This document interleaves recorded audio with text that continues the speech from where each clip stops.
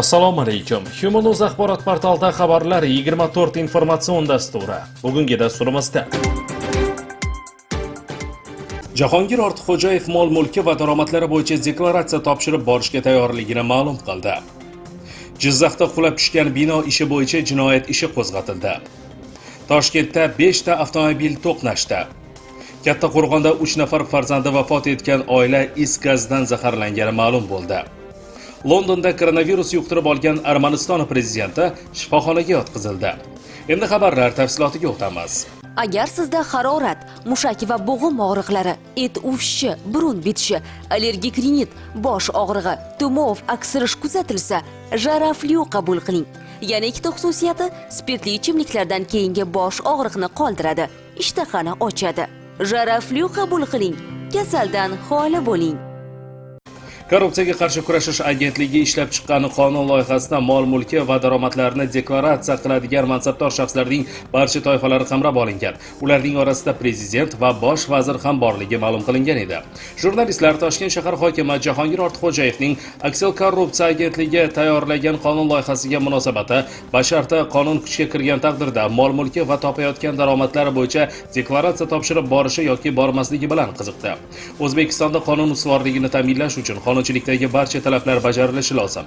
Qonunda belgilangan har bir talab albatta bajariladi. Bu rivojlangan davlatlarda sinovdan o'tgan ijobiy amaliyot. Barchamiz mamlakatimizda ochiqlik, oshkoralik tamoyillariga to'liq rioya qilishimiz zarur, degan Jahongir Ortiqxo'jayev.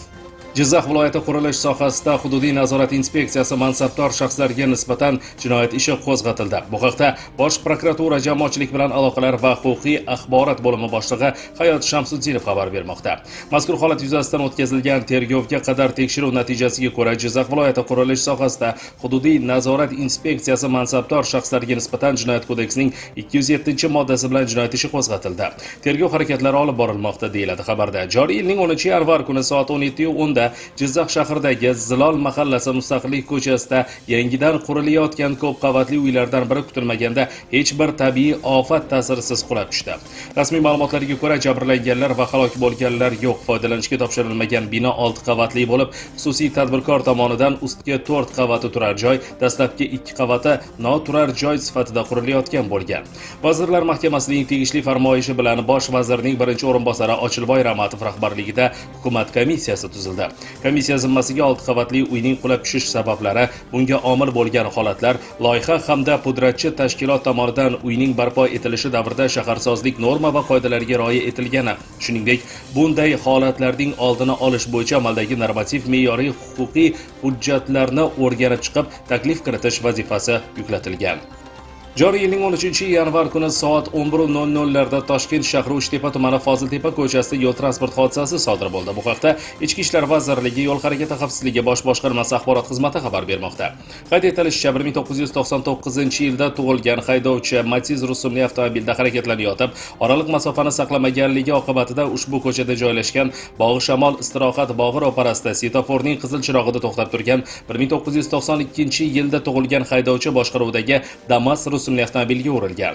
Zarba oqibatida Damas o'zidan oldida to'xtab turgan 1988-yilda tug'ilgan haydovchi boshqaruvidagi Matizga, Matiz esa o'zidan oldinda to'xtab turgan 1992-yilda tug'ilgan haydovchi boshqaruvidagi yana bir Matizga. Ushbu Matiz zarba oqibatida o'zidan oldinda to'xtab turgan 1978-yilda tug'ilgan haydovchi boshqaruvidagi Nexia rusumli transport vositasining orqa tomoniga urilgan.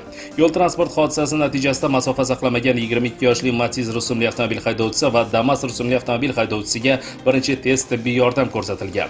Mazkur yo'l transport hodisasi yuzasidan Toshkent shahar Ichki ishlar bosh boshqarmasi Yo'l harakati xavfsizligi boshqarmasi tomonidan dastlabki surishtiruv ishlari olib borilmoqda.